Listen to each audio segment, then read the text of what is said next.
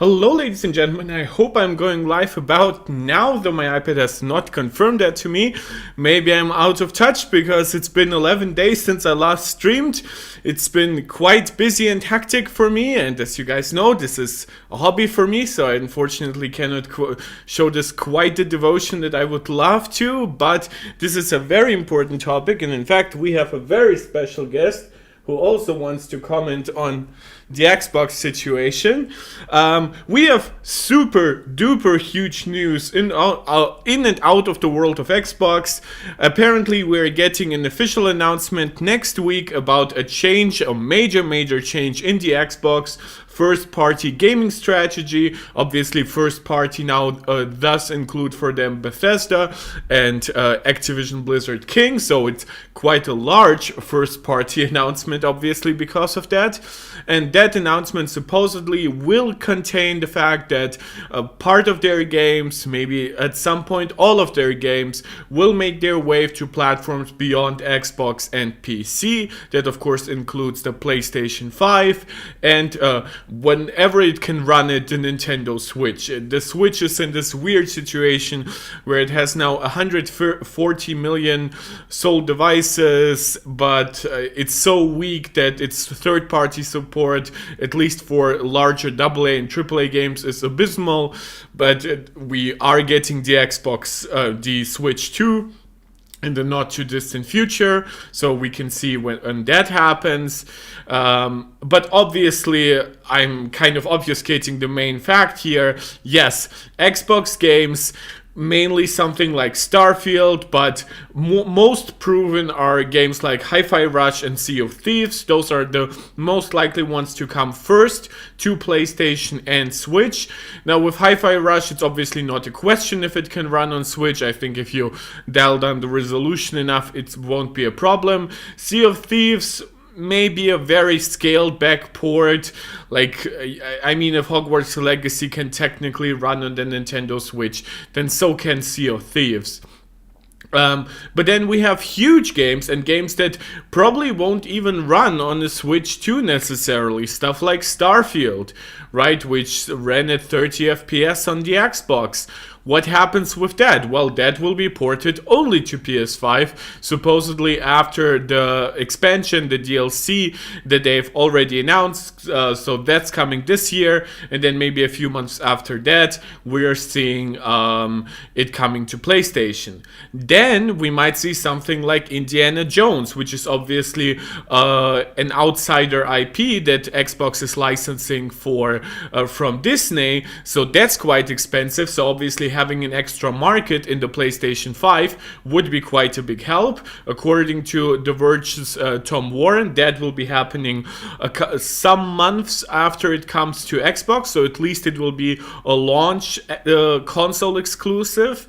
And then beyond that, we might start seeing games like Halo, Gears, Forza. Again, it hasn't all been yet confirmed, and there's been like 2-3 days now of burning down on Twitter where Xbox fans have basically turned their back on the brand, where even journalists have started talking more like console fanboys.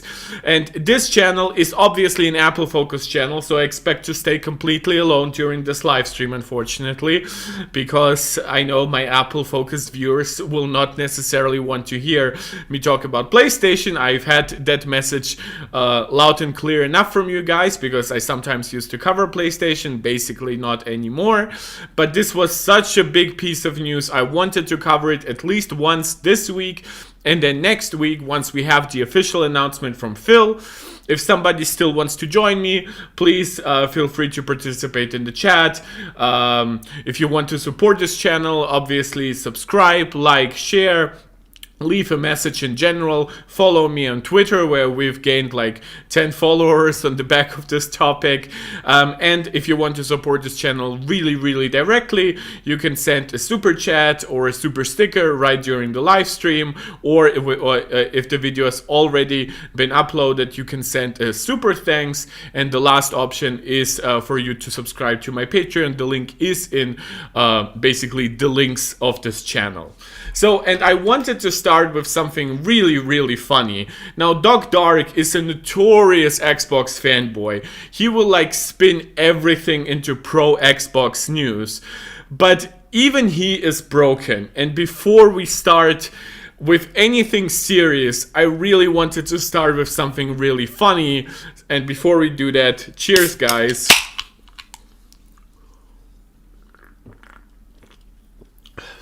Because I really want my energy high as I get into this. It's quite hilarious. I have no idea if this will result in like a copyright strike or anything on my account, but quite honestly, when it comes to this specific video, I don't care.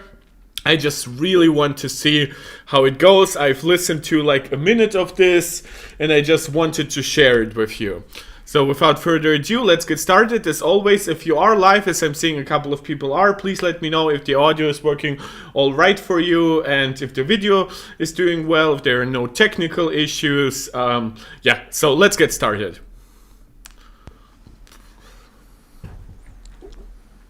Just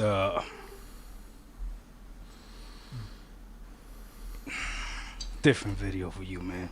Jesus Christ. I bet you didn't see that coming, right? It's coming from the heart right now. But you gotta applaud him for like the effort there. I mean, he has like 8,000 subscribers, 8,500 almost, but this has almost 10,000 views. So this definitely like it hit home for people. Pray to God that you remember the beginning of this generation when we had a chance. I mean, I can actually use this to like analyze his stuff, right? Because where is it? I think I can do that just right on this stream. No, you didn't have a chance at the beginning of the generation. I mean, in theory, every new generation brings a new chance. The problem with that kind of perspective is it ignores the actual start of the Xbox Series generation, which launched with 0 exclusives, which I know that PlayStation is a little bit in a dry spell when it comes to first-party games right now. This is, for example, why they have stuff like Final Fantasy 16 and now Final Fantasy 7 Rebirth as big partnerships. But like Xbox literally came into this generation and said, you will buy our console because of Game Pass.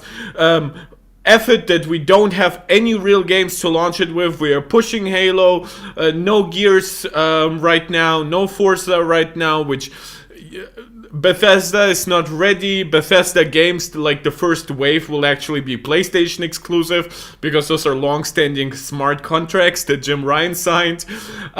So no, there wasn't there was a chance in the sense that there's always a chance, but I wouldn't say it was a particularly good one. We had a chance. Oh, everything was lined up. Except the lineup. But now it looks like it's over. You gave up on us, and now it hurts. I know you got a little life and you left. First of all, to say something nice, which that's how I was raised, it sounds relatively decent. I mean, he's hitting the notes, I guess. Not always, but he does, for the most part. Second, I think it's hilarious. I mean, the background already is like with that dryer or washing machine behind him. All right, I mean, we all have different spaces to record. I just find it hilarious. This space is like notoriously dirty behind him, where you can sometimes see like his dirty clothes and stuff. That's okay. Again, space limitations, money limitations, no worries here, brother. Yet this is what kills me. I know the Xbox Series S is light, and I mean, it makes sense that you're gonna pick it up more easily than an Xbox Series X. But he's a pretty buff dude. I mean, most of his videos he does in an undershirt that shows his muscles quite nicely.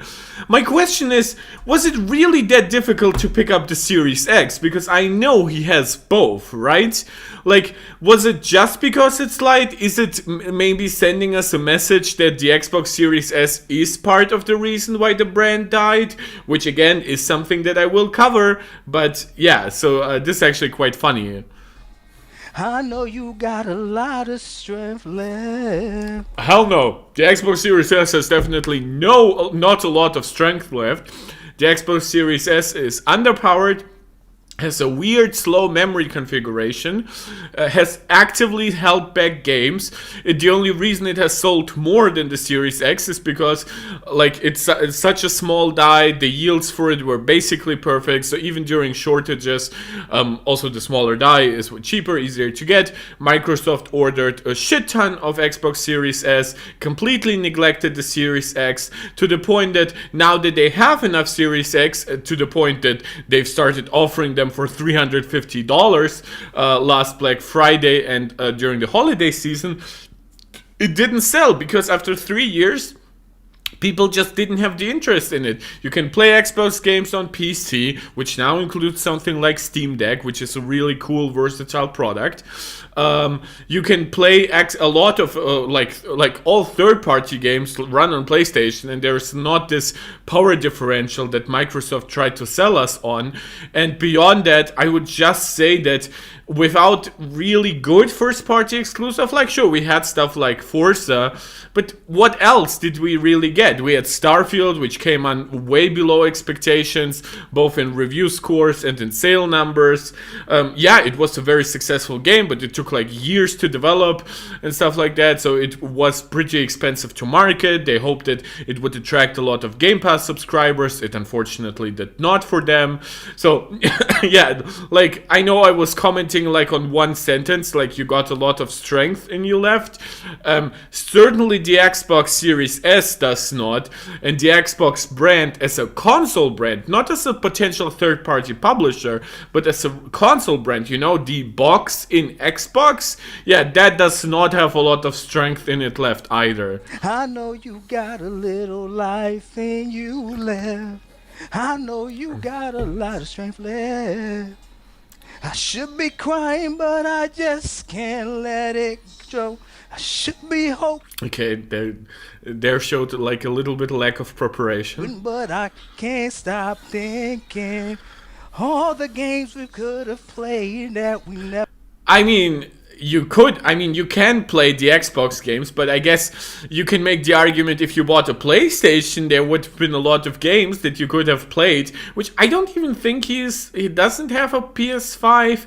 I know that idiots like Crap Gamer like sold their PS5 or pretended it was broken and stuff like that, but to me this really is some hilarious stuff, and I want to really during all this bring up points, and you can see that in my title, that the Xbox is dying, which is obviously something he supports, but I also want to bring up arguments why the Xbox deserves to die. And for example, when he says like stuff like, oh, during the beginning of the generation we had a chance, yeah, well, that's a funny thought unless you consider that it didn't have a launch lineup. And when he says you have a lot of strength in you left, it's funny that he says that to an Xbox Series S, a notoriously underpowered machine, and a very weird choice for a generation where Microsoft probably was even like questioning their own like desire to make a new generation, which this will now double and triple and quadruple for the next Xbox, however, whatever stupid name they might think up for it. So yeah, if you are in the chat, which I'm saying we have more people joining, actually watching, please let me know, are there other funny videos like this that I can react to and bring up points during it? Stuff like that. Maybe stuff like Crap Gamer. I don't know if he has something new funny. Everything that I've heard from him just sounded rather sad. Ever played all the trash talk we could have done that we never did. Did you say trash talk? all the trash talking we could have done. Yeah, so you see, so he is an absolute fanboy, which is, he's like, oh, I want great games so I can trash talk, which I assume PlayStation. So this desire to not actually focus on the games, which is why I'm on PlayStation, which is why I used to own a Switch, now I don't. Like, this is exactly the difference between a fan, which I honestly can confirm. I'm a PlayStation fan, I'm an Apple fan, but I'm not a fanboy. I will never defend things that I believe are bad. I will never defend things that I believe are completely unjustified. I will never defend things that I believe are actually harmful. I can maybe make some arguments, like an advocatus diaboli kind of situation, but yeah, this is a fanboy. That we never did. And now them ponies gonna get to laugh at us. Make it go. Make it go away. Like what? Go away, Xbox?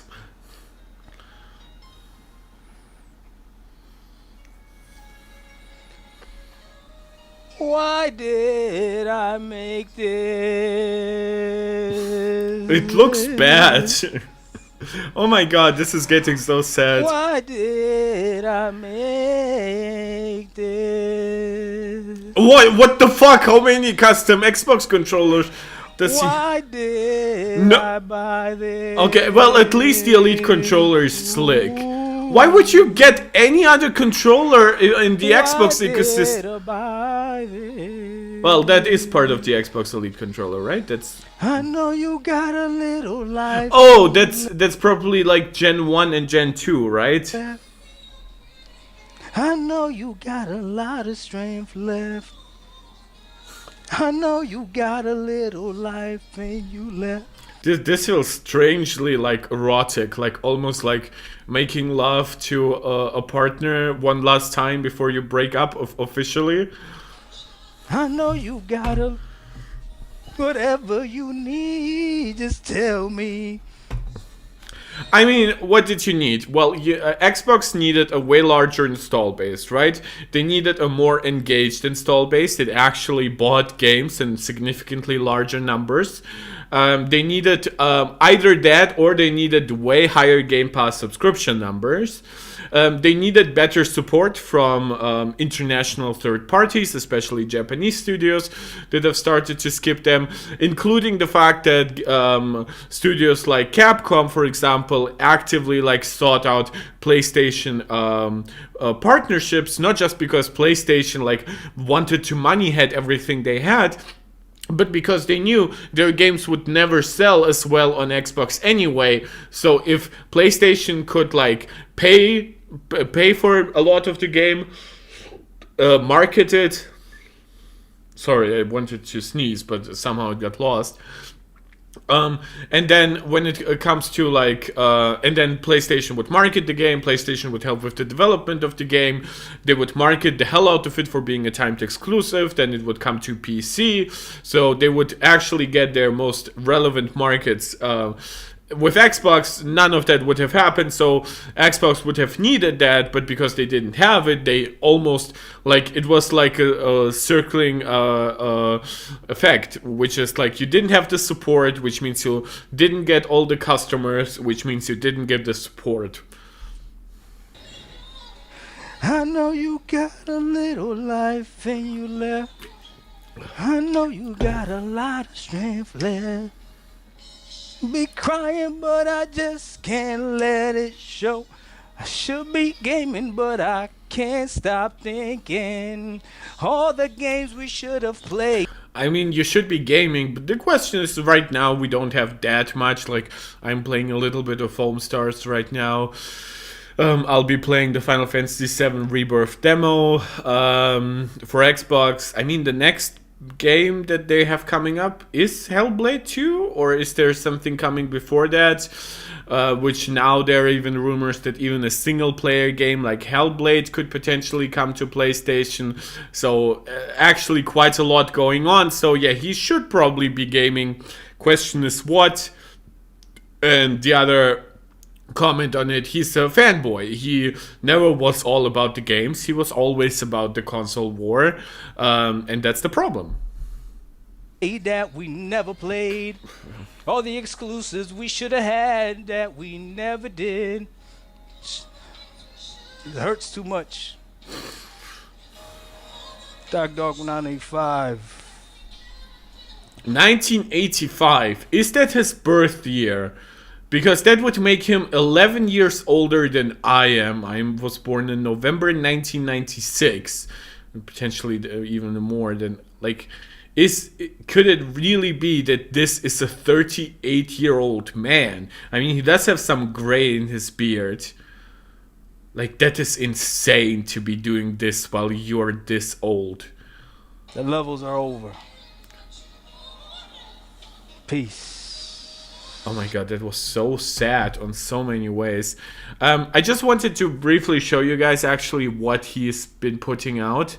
Like, Xbox is dead, all gossip, not true. That actually is not what it sounds like. It means like he was making a lot of, like, not really fun, but he was like talking down on the talking point that the current rumors that are going around are not true. But even before that, he was like, oh, Hi-Fi Rush going to PS5. How is this bad again, right? And then he was like, Xbox third party again. So you can see, by the way, that, like, this dude is not really, like all his points he's making. Like, I just didn't make videos for 11 days while Apple launched the Vision Pro headset. And part of that was because I didn't feel like I could contribute that much. I obviously could, like, react to reviews and stuff like that, but it didn't quite feel right. Maybe I'll do that down the road. But this dude is, like, talking about Xbox. Like, look, Sony literally had one of their best state of plays. I would argue the best state of play ever, because this was not a showcase. There was no need for them to show, like, first party games during it. He's like, Sony state of play 2024 was trash. ... Starfield exclamation point for the algorithm. Like, Xbox is proving their strategy is best for gamers. Like, you see how much cope there was, and then it all broke down. Hey, he actually had like 50 views during this, so that's actually funny. So, what did Crab say? Okay, yeah, that sounds pretty nihilist. This video is pretty low energy. Maybe this one is a little more up and up. Oh, that's loud. So over the last little bit, we've had some time to kind of digest everything, and Phil Spencer has actually come out and made a comment, although that comment probably won't make anybody feel particularly any better. I mean, the comment was, we'll have like a business announcement next week. The funny thing is that Tom Warren said that supposedly next week it's going to be basically a Microsoft presentation rather than an Xbox one, which means they've mostly excluded like Xbox leadership from a lot of the stuff, and basically it's the board of directors coming in and saying, nope, we want higher ROI, return on investment, basically get out the way, Phil, or we'll get you out of the way. About what's going on with everything at Xbox, and it's not a denial or anything like that. So, you know, no, and he didn't deny anything. Sarah Bond didn't post anything even. So yeah, it's a big mess. Equally bad.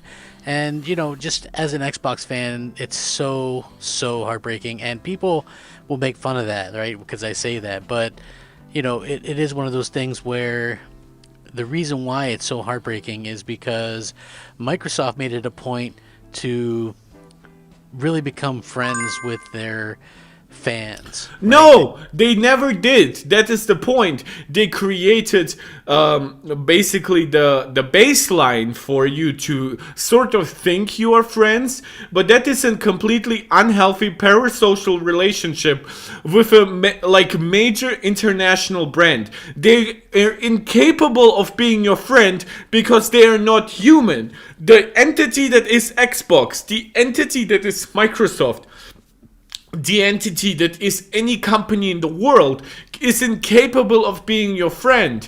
And even Phil Spencer, if he sometimes nicely interacts with you on Twitter, that is not your friend automatically. I mean, sure, maybe one or two guys in the community, but you as an overall consumer base, as just Xbox players and users, you had no friendship with Microsoft. And if you ever believed it, like, I am a huge Apple fan, right? I'll make excuses for some stuff that a lot of people disagree with. For example, I have said time and time again that I'm historically very pro a lockdown ecosystem on iOS and iPadOS. Right, and people will tell me, well, macOS is open and blah blah blah, and I will say, no, this is a different pitch, it's a different ecosystem, it's a different part of the ecosystem, it's very much even more sensible to everything from security and privacy risks to performance and battery life concerns. This is different than the Mac, and it deserves to be treated differently. And we just recently had a study that shows that Mac malware has actually increased a lot. The reason for that is that Mac market share has increased a lot, and that has brought up also the demand for malware on it. Well, guess what? I am perfectly capable of defending Apple on decisions that others disagree with. However, I do not believe that Apple is my friend. I know if Apple could charge me, like, instead of 1,900 euros for a max configured iPhone 15 Pro Max, I know they would charge me 3,000 or 4,000 if the market allowed it. That isn't anti-consumer, that is the very baseline of how supply and demand works, right? But I also know that, yeah, they probably won't do it because they would fear, like, making customers angry. That is not the same as friendship. Sure, I'm afraid of making my friends angry, but that is not the same as me having basically a I give you money, you give me product relationship with a company. If you were ever stupid enough to believe that Game Pass is the best deal in gaming because Microsoft wants to give you a cheaper deal, that's on you. Lego Yoda, eat them, you must. Eat like the Xbox fanboys. By the way, welcome. I don't think I've ever had you in the live chat. So I just, I know, like, I know I sound angry, but this defending of the parasocial relationship, like, there are some crazy PlayStation fanboys out there. Believe me, sometimes I copy them and do, like, funny tweets and stuff like that. Like, I recently tweeted that, like, Jim Ryan, my sweet prince, you've done well, and you ended the console wars, like, we salute you, right? People lost their shit under this tweet, right? But my relationship with PlayStation, and I know even most hardcore PlayStation fans' relationship with PlayStation is like, you give me good games, I give you money, and if I'm really, really engaged, then maybe I will even defend you, I will help you even, like, indirectly with marketing, because I want to see this community grow and stuff like that. I actually think you deserve the money and stuff like that. That is completely different from believing that Jim Ryan wants to be my good friend, wants to give me the best deal, and wants to give me a blowjob at the end of the day, which so many people started to believe about Phil Spencer. So, yeah, I'm sorry, I know I'm losing my shit a little, but let's go, let's see what Crap has to say. They did the fan fest, they do the giveaways, they really interacted with everybody. Everybody felt like they're friends. Yeah, that has nothing to do with friendship. This is literally a company giving you a little bit extra value so that hopefully you keep spending money on their product. Friends, you know, and I guess that's probably a mistake on our part. Probably, yeah. The corporation ever really gives a crap about you, but, you know, lesson learned, I guess. You know, there's a lot of people. How is this a lesson learned for you, Crap? Now, you used to be like an Xbox fanboy who then got shunned by Phil Spencer. Then you became a PlayStation fanboy, and then randomly, when PlayStation started outselling Xbox by 3 to 4 to 1 in several months, you randomly decided to become an Xbox fanboy again. And now you're, oh, I was wrong? Bro, you got burned already twice. This is your third time. What the fuck are you talking about? Like, how are you understanding this now? That are, you know, going to be rightfully so upset about this. But here's what Phil Spencer had to say on Twitter. We're listening and we hear you. We've been planning a business update event for next week where we look forward to sharing more details with you about our vision for the future of Xbox. Stay tuned. So obviously, this is not denying anything, and in fact makes it seem like he is, kind of confirming without confirming that, there is some bad stuff. It's like when your parents had to have that, the talk with you, right? What? No. The talk? You mean like the sex talk? The sex talk is like ominous in the sense that you are nervous if it's going to be embarrassing. The sex talk, I don't know. I never had that talk with my parents. They knew that I had like really good grades in biology and shit like that, so they never bothered to explain any of it to me. Like, no, the talk, I guess it would be more like, oh, you bring in a bad report card, which I also never did. Yeah, I'm a nerd, I know. It's more like bringing a bad a report card and you don't know how the parents will react, I guess. But it's not like the sex talk. That's what this kind of reminds me of. He's putting us down gently or whatever. Now, but if you're an Xbox customer, the thing I want you to know is this is about delivering great exclusive games for you that ship on platforms where Game Pass exists, and that's our goal. That's why we are doing this. Well, Game Pass was what Phil pitched to Satya Nadella in order to keep Xbox alive, right? Microsoft is a fundamentally service-driven company. Even more, their apps, right, like Office, are services, right? They're subscriptions in the end, even if they barely improve them these days. Their AI stuff now is a service. They have like higher end stuff that you can subscribe to. They offer you AI services in the cloud for your business and shit like that. Obviously, they have Azure, which does everything cloud-based as a service. And then across most of their other businesses, like Windows in the term is, in a way, is a service. It's just that they are afraid to actively charge money to customers to it, because at this point they're afraid, oh, now Macs are better than ever. Now Chromebooks sell better than ever. So Windows does cost money to the OEMs that actually build like your laptops and like your pre-built desktops and stuff like that. So yeah, this is also a service. Xbox, yeah, Game Pass became that part of service, and to a degree, like Xbox Live was, I guess, a service portion of the Xbox business.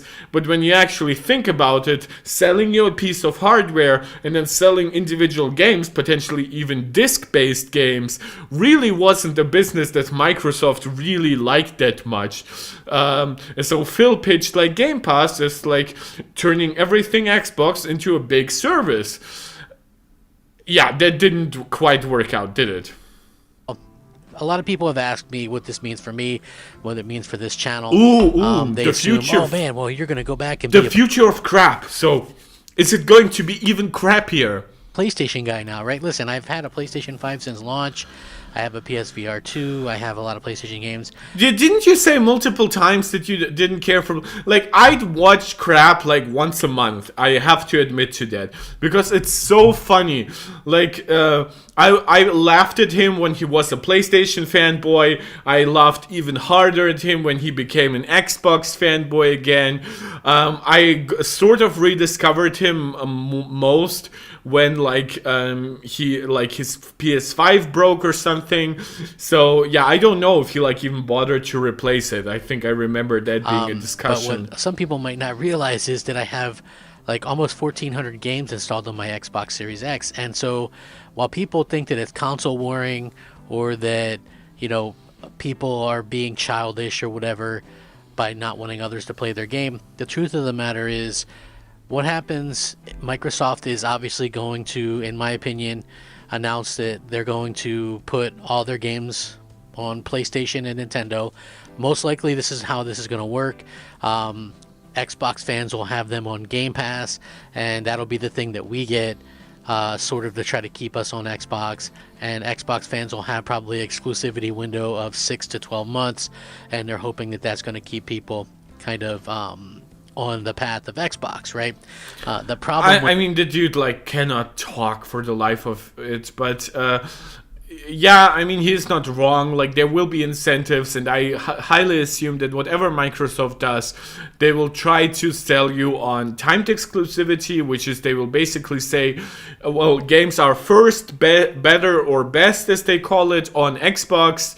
However, how that compares to PC, I never understood, because at that point, PC definitely is first and better and best, especially since Microsoft even has like some games that either launched first on PC, which were like Flight Simulator, and now they have like the latest Age of Empires game that or no, it's not Age of Empires. I think it's from the developers of Age of Empires, and that's a completely a PC exclusive, because that's obviously keyboard and mouse focused.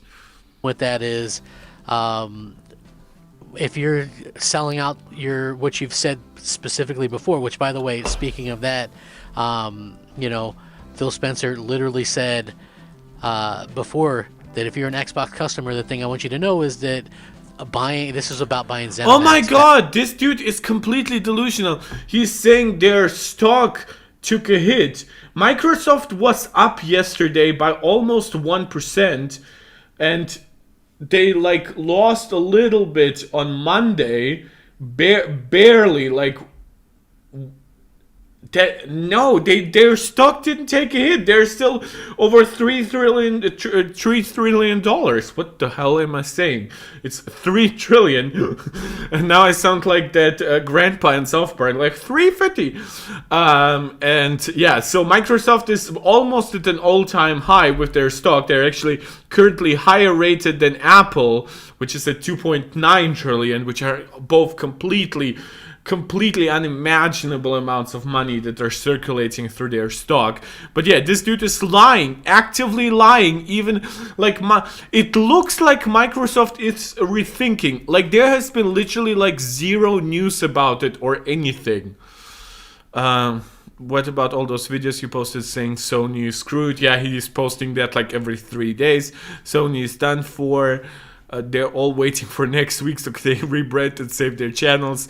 Sony didn't need to pay third party. You all just killed the console. You refuse to listen, crap. Never underestimate Xbox's ability to disappoint its fans. Wow, ouchie. Xbox quit the console market in 2013, not 2024. Yeah, that's when the entire disc situation came up. And obviously when the entire Xbox One launch was a disaster. Dude, they swindled all of you. They convinced you to buy their new console with no new games at launch, and then you cheered them on. Yeah, I mean, it's cruel, but it's true, I guess. The end of Xbox, Phil. Okay, maybe that afterwards. Back in 2021 is about delivering great exclusive games for you that ship on platforms where Game Pass exists. And that's our goal. That's why we're doing this. So the whole reason they bought ZeniMax was to get exclusives for Xbox fans. So now they're likely going to go back on that and put all these games on PlayStation. And the whole thing that we'll get is, hey, we at least get it on Game Pass first or whatever. But the really by the way, I'm losing all interest in crap. He is low energy once again. I remember times when he actually had like energy and it was fun to listen to him. Not anymore. But yeah, the funny part here is that he's talking about like, oh, you will get those games first on Game Pass. This might actually not be happening. It looks like COD might actually be the first game to skip day one availability on Game Pass, because it's just so huge, so expensive to produce. And probably whatever is left of like the Activision Blizzard King board is like really fighting this idea of basically like kneecapping their potential sales on Xbox, on PC, potentially maybe even PlayStation, if they have that game available in Game Pass day one. So yeah, crap is crap regardless. If we're an Xbox customer, the thing I want you to know is this is about delivering great. So yeah, this is a more in-depth explanation. So this is not, I believe, this is not a fanboy but this is coverage that I wanted to check out, see if I maybe missed anything. Obviously, there are now a million videos explaining all this. I know there's like a video by Bellular on it, but it's a little longer than this, so let's check this out first, and then we'll see if there's anything else I can add, because there definitely will be a lot that I want to say like next week. And yeah, until then, let's enjoy the overall saga that has unfolded. 8 exclusive games for you that ship on platforms where Game Pass exists. Yeah, well, thank you for using a quote that we had just analyzed in the crab video. But yeah, this is true. This has been the pitch. This is, I believe, 2021. I believe this was also like basically their motto since 2019, pretty much. So yeah, this was like obviously the Elder Scrolls stuff. So this was really the pitch for like Bethesda. We know from like internal documents that Phil was the one who really pushed for the ZeniMax games, I guess is the more correct term, to be exclusive to Xbox and PC, to Game Pass, essentially. And now what we see is basically Microsoft saying, no, we paid $7 billion for ZeniMax, we paid $70 billion for COD, we paid millions and millions in like legal stuff for all the lawsuits we had and shit like that. We are now having to pay thousands and thousands of new workers their wages. We already let some of them go. And while, yeah, ABK might make us profit, and that might sound good for the Game Pass division in theory, well, now that also gives those ABK guys way more leverage than you, Phil, who have historically failed and failed again to actually turn a consistent profit for Xbox, to the point that Microsoft never reports on any kind of profitability stats for the Xbox brand overall. My, how the coin has flipped as we saw Phil Spencer, head of Xbox, How the laying out the turntables. vision of exclusive titles on that platform, and at the time, how Bethesda was going to fit into that mission.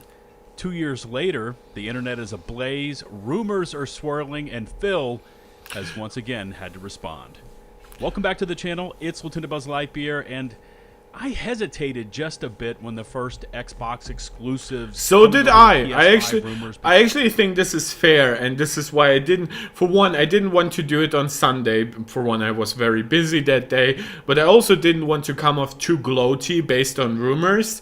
Then I saw everything explode, and at that point it was like 1 a.m. Monday for me. And then throughout Monday I was thinking like, what can I say really that doesn't sound like years of like complete disappointment in what Xbox has delivered piling up.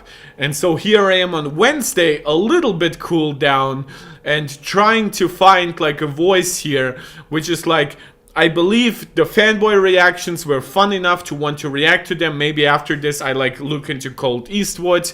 I think that there's some good breakdowns historically where I might have not immediately found all the right quotes, like Lieutenant Buzz Lightyear does. And I think that there's slowly like the larger community is coming to a consensus that I believe is like very much falling on two sides. One is, this is and I don't even think those two sides are completely contradictory. I just would say that they offer you different perspectives on the same outcome, but they don't actually fight that outcome. Let me be more precise. What do I mean? Well, first is, I believe that the largest portion of the like the community believes this will be a well-deserved like L for Microsoft, in the sense that for years they have not delivered the kind of first-party games that people wanted. They did not actually feed like the Xbox players the way they should have had and stuff like that, right? So that's pretty understandable. then the other reaction side is, well, but that it's actually terrible for the industry because PlayStation will now become complacent because they're the only player in town. My question with that kind of exclamation is, what do you actually expect to happen? Do you expect Microsoft to indefinitely stay in the Xbox, in the console business, which, by the way, this isn't even like their official exit yet, but they know that this is as good as an exit, because putting all your games onto the rivaling platform while the rivaling platform keeps their exclusive to themselves is basically a death knell for you. What do you expect to happen based on this, right? I mean, PlayStation has stayed in the business despite like giant losses in the PlayStation 3 era. They've really built an amazing library with the PS4. Yes, as I've said, 2023, 2024 will be a little bit of a dry spell, as all basically the problems of the pandemic are coming home right now, right? Because obviously 2022, 2023, this is when they had games that were delayed from like 2020, 2021, and now that we are in 2024, games that were supposed to come out right now will be pushed to 2025, 2026. So we basically have like 1.5 year gap where like first party offerings are quite sparse. I mean, we did have Spider-Man 2 in the meantime, and we know that Sony helped out a lot with Final Fantasy 16, and we know that like XDev is helping out with games like Stellar Blade and Rise of the Ronin. So it's not like Sony isn't delivering anything. I mean, we also had like God of War Valhalla, which was a fantastic free DLC. We just had TLOU 2 remastered, which came with the no return mode, which I have now like almost 35 hours in. It's absolutely phenomenal. So it's not like Sony doesn't deliver nothing, and Microsoft has actively delivered nothing in several years, including when they launched the Xbox Series. And throughout it, it's not like Microsoft had a dry spell after some amazing years, the way that Sony is now having a dry spell after fantastic years. Microsoft did not deliver anything in the second half of the Xbox One generation, except for, we have the most powerful console with the Xbox One X. So the point I'm trying to make here is that people are saying, yes, Microsoft should have been punished for like not delivering as much as they were supposed to, but please don't exit the industry. This is not how it works. Sega deserved to exit the industry. They didn't really follow up with their boxes in a cohesive way. They weren't price competitive. Their games were not the best in the industry. Their third-party support was lower. And yes, at some point that point might even come for Microsoft, where they will stop making Xbox hardware whatsoever. And if Sony then gets complacent, well, guess what? You can still potentially then go to Nintendo or to PC, where guess what? A lot of PlayStation games actually end up in. So this idea that, this shouldn't happen because Sony will get complacent. Well, guess what? Sony deserves Microsoft's exit. They did their work, unlike Microsoft in that industry. And they don't deserve, obviously, to get complacent. But guess what? Their studios also have, like, internal rivalship. They also have, like, internal sales goals. They have, like, profitability projections. Like, it's not like because Xbox is gone, Naughty Dog will now deliver a shit TLU Part 3. It's not like they will stop caring, right? It's not like the next God of War will suddenly be, like, a half-budget AA game because Xbox is not in the industry. That's not how it works. Sony gets directly rewarded by consumers by putting out good games, by putting out good hardware at a decent price point. And yes, for example, PS6 hardware might be more expensive, right? Maybe instead of $600, which is with inflation the kind of starting price I expect for at least like the disc version of the PS6, maybe it will be $650, maybe it will be $700, or maybe instead of a planned $550 price point, it now will be $650, right? Yeah, sure, but that's still way cheaper than having to buy two $600 consoles or even two $500 consoles. And people were like, well, but I I could save so much money with Game Pass. Do you really save by paying $17 a month on one console and then whatever you want to pay for PS Plus on PlayStation? Because Game Pass Ultimate is what you actually need to fully enjoy the Xbox. Even like that base Game Pass version, which is now Game Pass Core, is terrible. And then the regular Game Pass does not give you online multiplayer. So that's completely out of the window. So you now want to pay 2 subscriptions so that you don't have to occasionally buy like 1 or 2 Xbox games at $70? And even then, not every Xbox games will be $70. Like Hi-Fi Rush will certainly not be $70 on PlayStation. So I'm just losing my mind because of the incongruity of thoughts here, to the point where I myself have started to... By the way, I'm sweating a little bit. That's because I have a very, very bright light source directly in front of me and can't really change that right now. So forgive me for that. But I lost my train of thought. Let's continue with somebody who has a way better script than I do. Began trickling out because where there's smoke, there's fire, and I felt that more would be coming, and it has arrived. Remember to hit subscribe and ring the notifications bell to receive my future upload alerts. And let's get into the latest from Xbox and the future of this platform.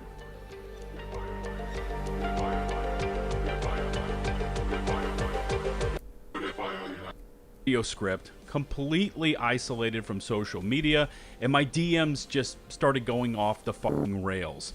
Dude, check this out. What's going on? Can you believe it? And I was like, sorry guys, I'm lost. What are you talking about?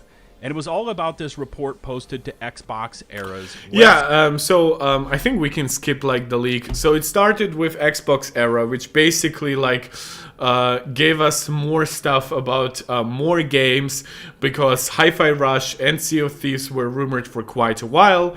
Then Xbox Era added Starfield into the mix of rumors, and then The Verge's Tom Warren added that Indiana Jones is actually in consideration as well. So we can skip that.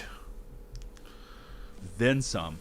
Not that I'm tied to any platform. I have no skin in the console wars game. I am 100% a PC gamer, and the only war I truly want to wage is for great games to be released on all platforms and to... And I think that's a fair point to bring up, and one point that I really, really want to fight, because this idea, I want great games everywhere. Sure, maybe in the long run. The problem is that great games that pay for a platform also then pay for great games. I don't know why many people don't understand it. They're like, well, if Zelda is so good, why does Zelda not pay for Zelda in the long run? Well, Zelda is not the only thing paying for Zelda. Zelda also pays for the fact that, well, sometimes Nintendo might not have a great idea for Zelda, right? Maybe they should have taken actually a couple of breaks when you look at like the Nintendo DS Zeldas that they brought out. And Zelda was not always as good as Breath of the Wild or even Tears of the Kingdom, which I will consider is actually worse than Breath of the Wild. So what I want to say is like that platform gives a potentially huge publisher like Nintendo, like Sony, a big sense of flexibility. Like Sony made God of War into a duology because their developers said, look, guys, we are bringing in the money. And we will be making more games in the future, but please don't force us to make a trilogy just for the sake of making a trilogy, because we don't have enough content for a full trilogy necessary. We have content maybe for like 2.5 games, so like let us make one game and this second larger game, right? Maybe we'll have like a spin-off or something like that. And because Sony was like, okay, you've helped us with PlayStation sales, you've helped us with like the perception of our larger brand, do what you think you must in order to give us the best game, right? This is the freedom that the platform holder has. Even a super successful company like Activision Blizzard King does not really fully have that freedom. Well, now they are owned by Microsoft, so technically they have all the freedom in the world. But COD, for example, they sort of believe they have to launch it every year because they have to be accountable to shareholders. This is by far their largest individual revenue stream. For Sony has PlayStation has like hardware sales. They have like their 30% commission from third-party sales. They have PlayStation Network. They have accessories. They have now the PlayStation Portal. They have now PlayStation VR 2. They have their headsets. They can sell you more controllers. They can sometimes sell you like a pro version of a console or a slimmed down version of a console. And of course they have games from other studios they own, right? And sure, a large publisher might also have like a lot of studios that can for a time cover up the revenue that another studio might not bring in. But that flexibility is way, way larger for a platform holder because a platform holder needs every game to be good. To a degree, right? I mean, sure, flops will happen to anyone, but let's say a game like Returnal, right? Okay, it does maybe not sell super well, and it was quite expensive at launch, but guess what? It was like a PS5 showcase, at least in a way. It had like super fast like traversal to a degree. It was like a type of game that Sony doesn't usually put out. It then at some point added the ability to play with other people. So it was a really cool thing. Then a game like Ratchet and Clank also didn't really have to sell tens of millions of units. It instead could have just showed you the ray tracing capabilities of the PlayStation, right? So those are very different considerations than a regular publisher will have. A regular publisher does not really care about showcasing hardware capabilities of hardware they don't own. Like occasionally they will have like a partnership in the sense that like Cyberpunk, for example, works together with Nvidia to give you the latest versions of ray tracing and DLSS, but that's very rare. And the point I guess I'm trying to make here is whenever you talk about like, oh, I want great games on every single platform, well, the point is that the reason why those other platforms exist at all is because they've made games exclusive, and because they exist, they were able to make more games that then were exclusive. If everything was on just one platform, a lot of stuff that might shine very brightly as a PlayStation exclusive or as an Xbox or as a Switch exclusive, it might go under everything else that like PC has to offer, right? Suddenly like you have like your Zelda competing with every other like mod of Zelda, or you have like Mario competing with every modded version of Mario, right? People will like say, oh, I might not buy the sequel because there are like a billion mods that give me exactly what I want from a 2D Mario. Look, I know that's very far-fetched in theory, but this is what companies are afraid of. And also don't forget that PC is not without failure. For one, the actual like average hardware level of PC is not that high. I know a lot of people own like 4090s, 4080s. That's great for them, but a lot of people come in with like GTX 1060s or 1650s or maybe like a 2050. Like or was there 2050? Was there like 2050 Ti? Doesn't matter, right? You know what I mean. And even in terms of CPUs, right? For years and years, PC has had way better CPUs than the PS4 and the Xbox One had.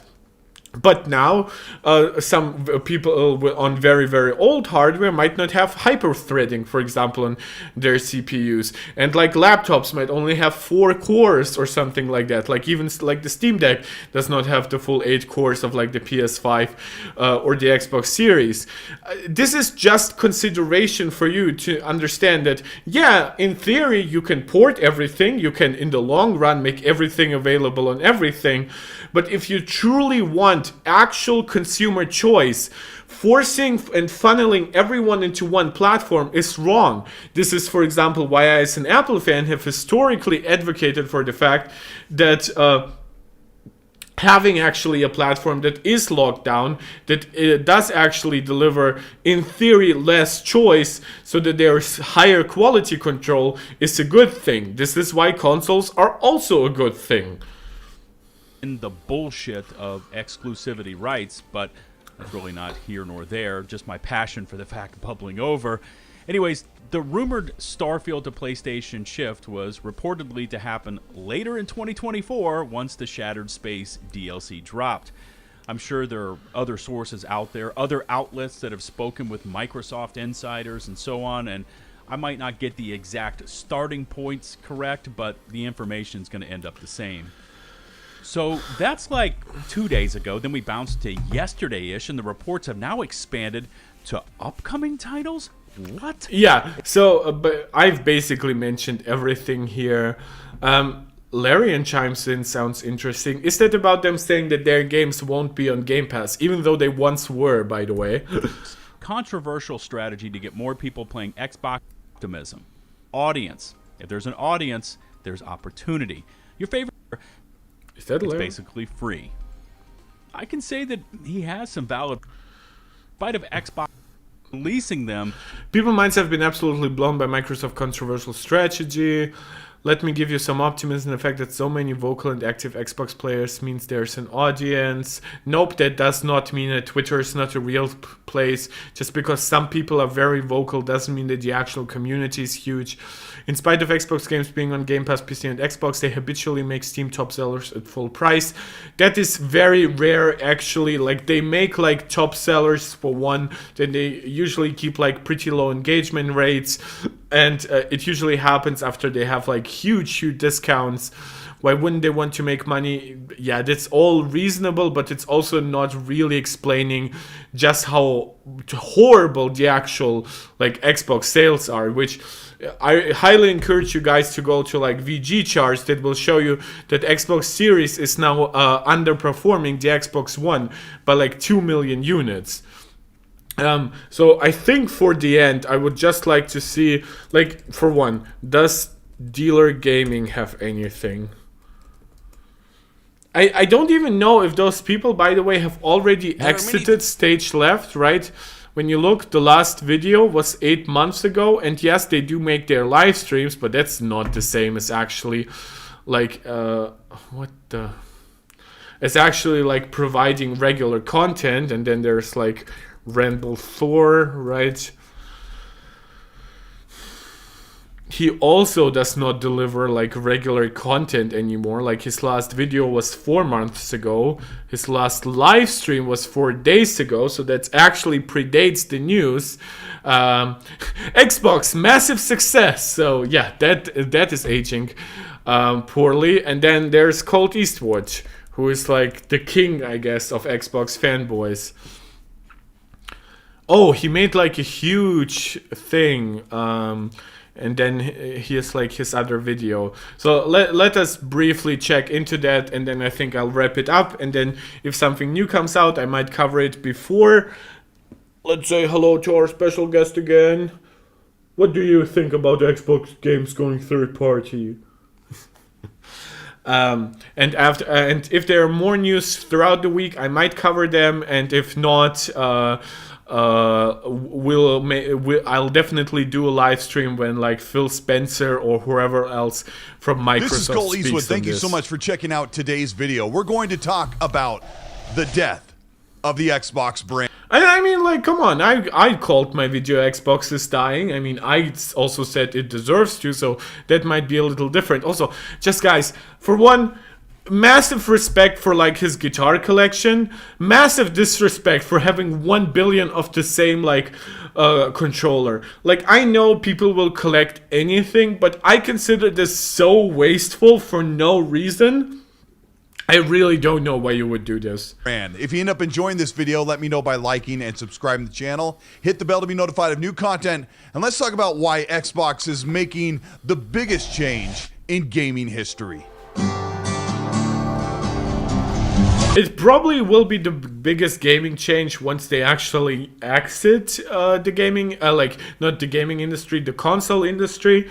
But yeah, I guess ever since the introduction of Game Pass and Day 1 availability, this is probably even larger than that, right? With Xbox having all of their cards on the table, everything, all ducks in a row to have the most games from the most studios, a big suite of roadmap games set out for the console. I mean, guys, this sounds like a marketing ad. This doesn't, like, I know he will say a but right now, but it's like, oh, they have the largest first-party release lineup ever. It's like, dude, do you actually ever care about how big a lineup is? Like, for example, I am a decent Nintendo fan, right? I play your Zeldas and sometimes your Marios and a lot of Pokemons, which I will admit I'm kind of a trash gamer in that way. But, like, do I really care, like, Reboot Camp and so many of their other games just because it's such a huge lineup? No, I don't. I care about what I care about, and this is why I don't bind myself to one brand. Currently, my only major gaming device is my PS5, but that is, for one, because I'm not a huge Windows fan, so I don't want to own it, especially not a very expensive PC. I own a pretty expensive Mac, iPad and stuff like that. And I gave away my Switch because it was so underpowered that I really stopped enjoying games on it in comparison to my PS5. So I gave it away to my niece, and I thought it was wasteful to buy another one or even a Switch OLED if a Switch 2 was apparently around the horizon, which now seems like it really might only come around the holiday season. If that, it could be April of next year, which would be absolutely insane. And they're ready to give it all away to PlayStation. Recently, rumors have been... Nope, they're not giving it away. They're smartly rethinking where those games can actually generate money, which apparently is not on Xbox. And this is why they're making a strategic decision that will pivot away from fanboys like you and to actual gamers on all platforms. Flowing over the past month that Xbox is going to put select titles on PlayStation and the future Nintendo console. This has boiled all the way over the top this weekend, as Xbox is now being rumored to bring massive juggernaut games like Starfield and even the newly announced Indiana Jones Great Circle to PlayStation. Indiana Jones and the poorly named game. Just after release, exclusive to the Xbox platform. Now, the word exclusive we'll talk about quite a bit in this video because there's a lot to unpack about where Xbox is going. Phil was given the reins for the Xbox platform some 10 years ago. The next thing Phil did in 2018, a year after launching the Xbox One X and Game Pass, We are committed to building an industry-leading first-party studios organization. this is when we started to hear about acquisitions. Things seem to be on... Yeah, let's talk about acquisitions for a second. The problem with acquisitions, I've talked about that they were gonna give a lot of... they're gonna create a lot of internal voices that might be in disagreement with, like, Phil's strategy and stuff like that. Your Bethesda guys were apparently from day one against, like, going all in on Xbox and PC and giving up on the PlayStation. Now ABK, which makes a lot of its money on PlayStation because COD is so successful on there, really didn't want to exit PlayStation. And sure, COD would have stayed for like a decade on PlayStation because of other agreements, but they really did not want to ever face the risk of a big portion of their games not launching on the best-selling home console, right? As I said before, the Switch might outsell like PS5 and Xbox Series combined right now, and then some. But it's a very weak system. It simply cannot handle most third-party games. It cannot handle most AAA games that were launched in like the last decade. The Switch 2 will be able to handle pretty much all PS4 games, but even then it's a question how many PS5 titles it can handle. So they really want to hedge their bets here and want to stay on PlayStation, and they don't want to commit to Xbox, especially at a time when Xbox Series is underperforming Xbox One and is underselling PlayStation 5 by 2-1 or 1-2. The up and up, and Xbox fans were excited to finally have a big suite of unique or exclusive games. Now the reports... I mean, the word unique here is completely wrong. That's not what exclusives even are, but okay. That almost... He does that sometimes, by the way. He tries to use like sort of like synonyms and stuff like that, and it shows that he cannot. All of those will eventually make it to the PlayStation 5. Here's what's going on behind the scenes, because things have been bubbling and brewing for quite a long time, and we had heard... Guys, I just want to encourage you. I know we have a couple of people watching right now. Please, if you're enjoying this is primarily an Apple-focused channel, so if you feel like it, check out my other content afterwards. If you enjoy it, please consider subscribing, liking, sharing, and if you want to support this channel directly, you can leave a super chat or a super sticker during a live stream, or once the video has already been processed, called a super thanks. And if you want to support me directly long term, you can subscribe to my Patreon. The link is where the other links from this channel are. Rumors that games like Hellblade 2, which are just about ready to release on the Xbox platform, have already been working on a version for the PlayStation 5, long before any announcement was ever set to be made. This is a kick in the face for fans who are waiting all these years. Yeah, he is correct on that one.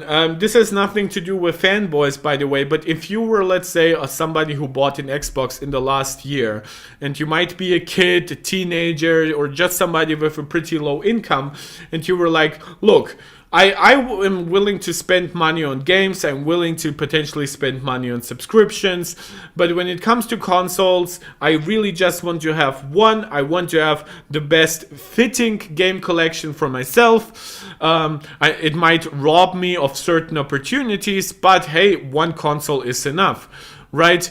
And those people who have bought an Xbox in the thought that, well, those Xbox games who they might favor, or they might just like Game Pass, those games will never come to PlayStation, right? Not even like after 6 months or 12 months or even 24 months. Otherwise, many of them would have bought a PlayStation. Guess why I know this?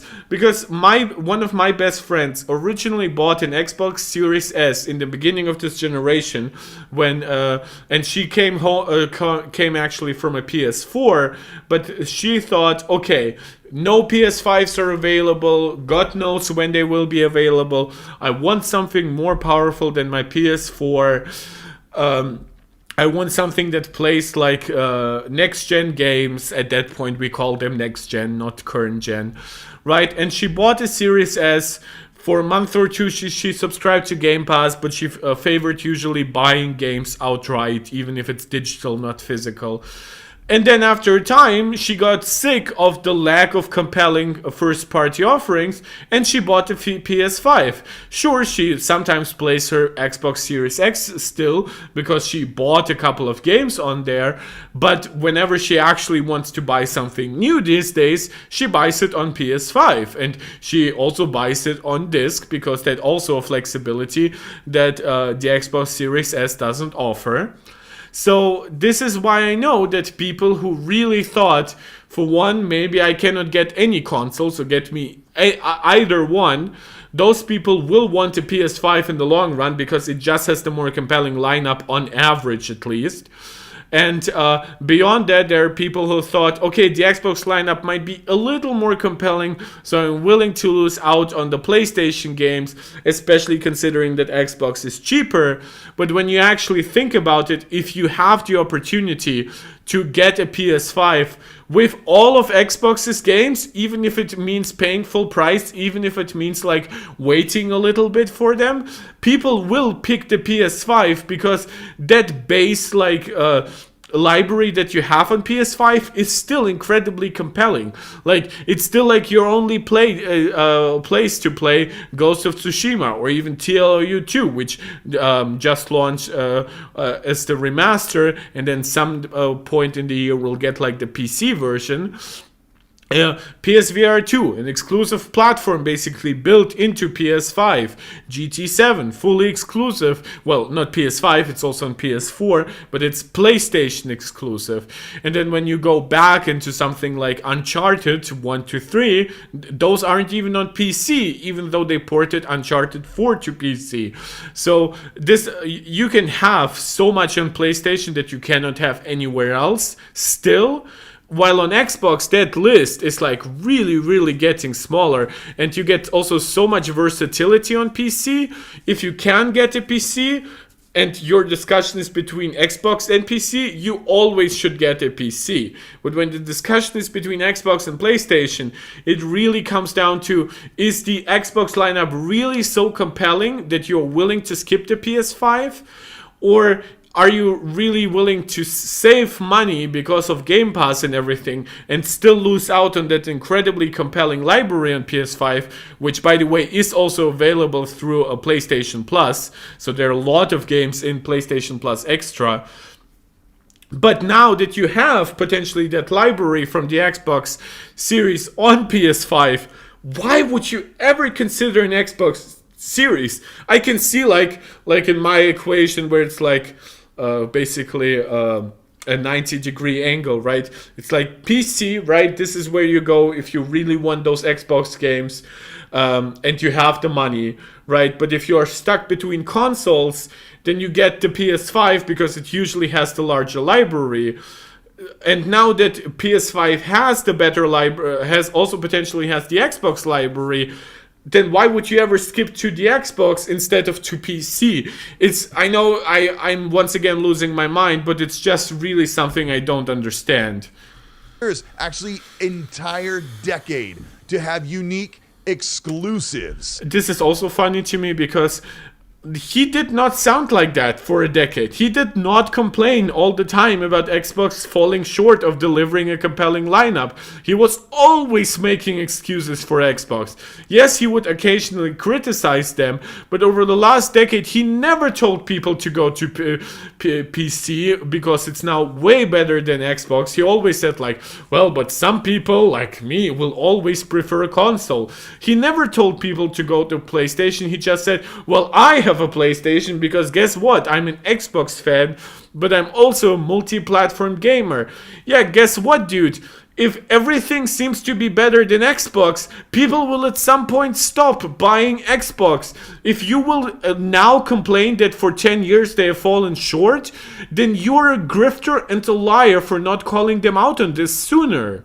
To their platform. Then there were rumors that Hi-Fi Rush and Sea of Thieves were also making their way to PlayStation and Nintendo Switch. True. Now, I saw fans say things like, oh, it's okay, Hi-Fi Rush is an older game, or oh, it's okay. He does not proofread his scripts that well. Hi-Fi Rush is not an older game, it's a cheaper game, it's a smaller game. Sea of Thieves is 5 or 6 years old, and nobody cares anyway. It's just the big games they were worried about. We still have Halo, we still have Forza, we still get Indiana Jones and Starfield, Hellblade, Fable, Avowed, you name it. Now, this week, it looks like all of that is completely out the window. So what's really going on behind the scenes? What I predict is happening is there is a massive infighting between Microsoft leadership and Xbox leadership. Yeah, I think that's fair. I don't think it's as pronounced. I think there's like a philosophical debate here.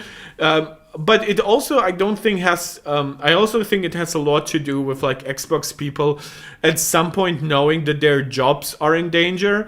Like Sarah Bond, for example, she is pretty much the chosen successor for Phil at some point. But if the Xbox console dies completely, right? I mean, sure, she can stay in charge of like Xbox as a brand, the gaming division, but it's not quite the same as still overseeing the launch of a major console competitor. So there are a lot of people that are afraid that their jobs will become redundant as ABK also gets better integrated in the system, as more layoffs follow because Microsoft realizes, well, with AI and everything else, and with how little Xbox has succeeded, we don't need a lot of you leadership guys, even in like middle management situations. So yeah, I think there is some philosophical debate here, but I also think a lot of it comes down to those people being afraid for their jobs at some point. Where Microsoft wants to go full multi-platform, Xbox leadership wants to contain the Xbox brand and keep it intact. Also by preserving the Xbox logo and its brand name and the console hardware with it, but also keeping intact their jobs and their relevancy in the gaming sector. Fair. Because if Xbox goes full multi-platform like Sega did, or just treated like a Ubisoft or EA, there is going to be a big minimizing of their roles and the brand as it is going forward. Right now, No, I think it has primarily to do with their roles and less so with the brand, because I actually think the brand will do better than ever as a full-on third-party publisher versus being like bogged down by this ever so failing console, and now they would have to spend years of development on the next one, and they would have to fear that it would once again launch to absolute failure in comparison to PS6, and very soon, like, PS5 will soon face a big decline in sales unless they really knock it off the park with their lineup for like the PS5 Pro in the second half of the PS5 generation, because the Switch 2 will eat up a lot of oxygen, a lot of attention around the console space.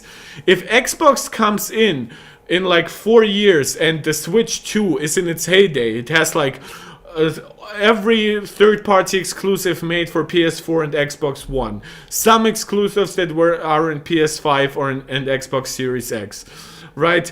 It has like all the Nintendo exclusives and stuff like that. Zelda and Mario and Pokemon are going stronger than ever. What is the point of an Xbox Series 2 or Series XXX if by that point the PS6 will have this large library, potentially even including Xbox games, and now we have a new PlayStation might be about to launch a new handheld alongside like the PS6 or something, and then Xbox comes in and they're like, look guys, we've made a new console, it's adorably all digital and shit like that. And people will be like, what? You guys still make consoles, but you put all your games on PC, PlayStation, and now even the Switch 2? Like, what are you guys still doing here? And they're like, well, here's Game Pass. And they're like, wait, can you not create like a Game Pass that is like specific to PlayStation or Switch? Like a Ubisoft Plus or a EA Play, right? Why do we need to buy an extra piece of hardware to access a service that already exists and is already cheaper on PC, by the way? And meanwhile, we can also just wait for your games to be a little cheaper before we buy them on PlayStation and Nintendo. What are you still doing here? Now, if a game like Indiana Jones looks mildly enticing or you're super hyped for it, but you only really want to play on a PlayStation because that's where your games are, and that's where your friends are, and that's where you get your trophies, this will completely minimize an already Xbox console that is by the way, listen to this. This is what I'm trying to say about his scripts. His scripts sound like very highfalutin, very like wordy, word salady even, I would say, but listen to this. Completely minimize an already Xbox console. An already Xbox console, and already what? An already underperforming Xbox console? An already underwhelming Xbox console? Right, there are noticeable errors in the script that come from either making it very quickly or to a point being actually emotionally somewhat distraught while writing it. That is trying so hard just to keep up with the Xbox One. That's right, we don't have official sales numbers, but according to the best experts' estimated details for how Xbox Series S and X have sold, they are slightly under the Xbox One. A console... Yeah, basically, I believe the numbers were like 29 versus 27 million. I'll remind you that the world told you, do not get, you don't need one. By the way, that is not what the world told you. That is what Phil told you. All of this actually goes back like, to... there's a ton of Xbox marketing where they said, play it on your Samsung xCloud connected fridge. Microsoft is the largest perpetrator of telling you that you don't need an Xbox, way more than any PlayStation fan or fanboy will tell you. A deception and a breaking of promises, where in 2021, Phil Spencer said with Bethesda that they wanted to keep games exclusive to Xbox Game Pass or where Game Pass exists. Here's another problem with Xbox going multi-platform. Imagine you're Bethesda, you've been acquired by Microsoft. Maybe you didn't really want to be acquired by Microsoft, but it made sense financially for your business and your brand. So as they're readying big games like Starfield, Hi-Fi Rush, Redfall, and other games from their platform, they're expected to sell a certain amount of units in order to get bonuses and get certain payouts for games once they launch. But the problem is when Bethesda came to What's up with that ass? Xbox, Why- they were no longer selling Why on are we Xbox, showing this? PlayStation, maybe the Nintendo console and PC. Like, Now, bro, I thought Stellar Blade was like suggested. What the F is going on here? they were held down to just the Xbox console and their venture on PC.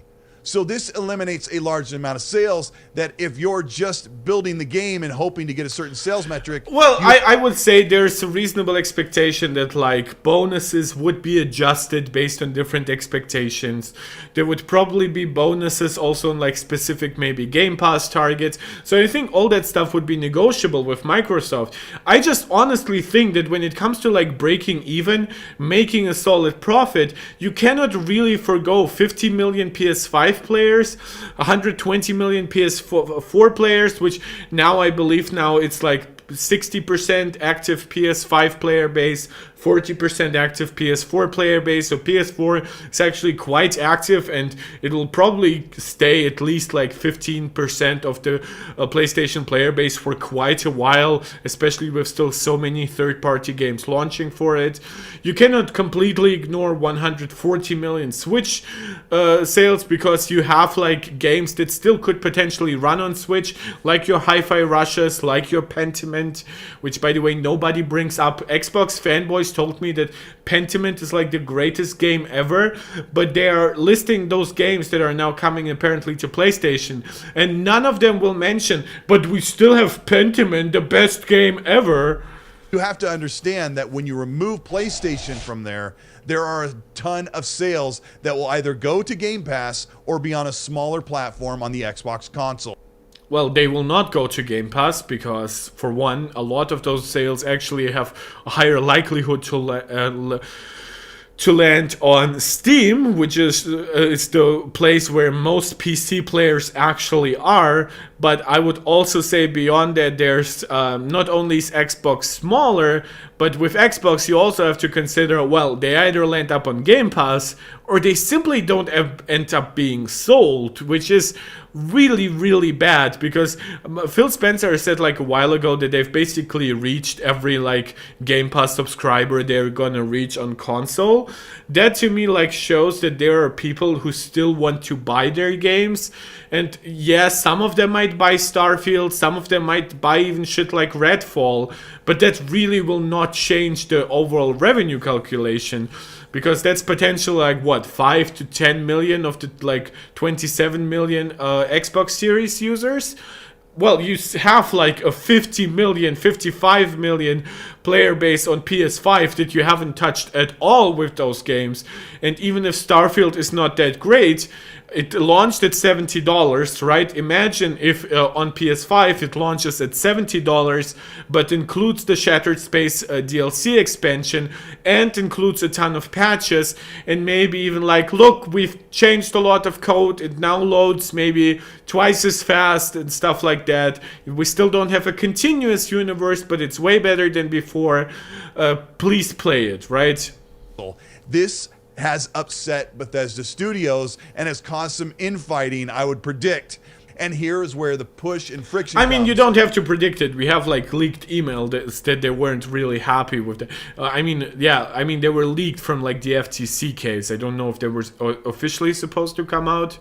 From Bethesda Studios, even some, I would assume, Xbox game studios who are also under the same criteria that they have to sell a certain amount. Now, a lot of this wouldn't matter to us as games fans. What do we care about the sales metrics internally, or what type of thresholds or numbers? I care.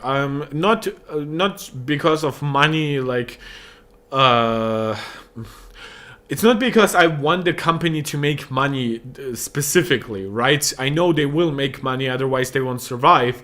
But it's that latter portion that makes me think about it.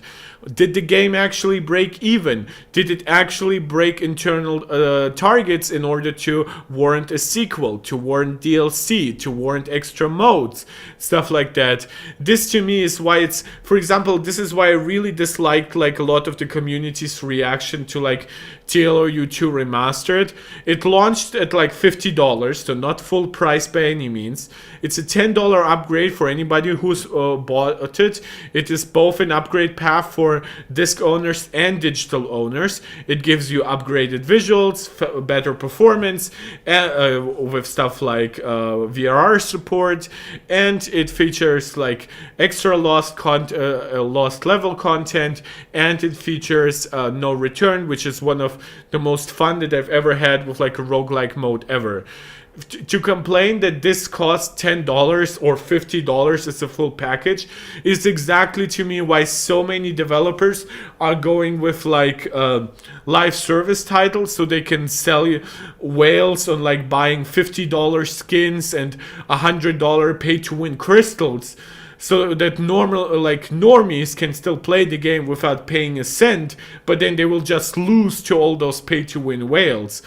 And then kids will like bully other kids because their parents don't allow them to buy $20 skins on Fortnite.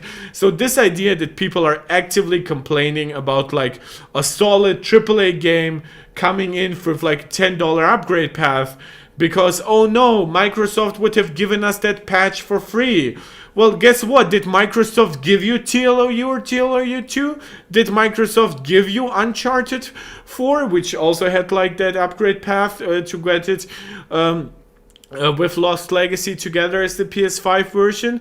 Did Microsoft give you Ghost of Tsushima, where you could get like the $10 upgrade path and then also get like the Iki Island DLC? Like, tell me, what did Microsoft, the best thing they did, in my opinion, as like a next-gen patch, were like Gears, which yes, was free, and I commended them for it, but then they didn't actually follow up with anything relevant in the Gears world. I have no idea what is happening with the Coalition. Apparently they're working on a ton of UE5 stuff for other studios as well, which is such a waste.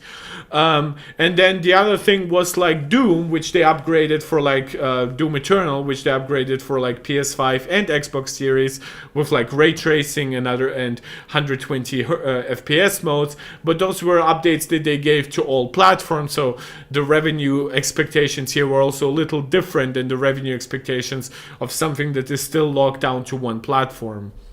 Studios meet, but this is part of what's causing the pushback from Microsoft leadership and some of the studio leadership to get Xbox to put their games on the PS5. The other major problem that people don't understand is that if Xbox further minimizes their console and makes it even less desirable to even get a console or play on there, third-party multi-plat developers will continue or increasingly continue to skip their games on the Xbox console. Yes, I've said that before, and I also said that this is like primarily like a Japanese developer problem, but it will hit more and more smaller devs. Like, imagine if you actually create something like Pal World in the future, right?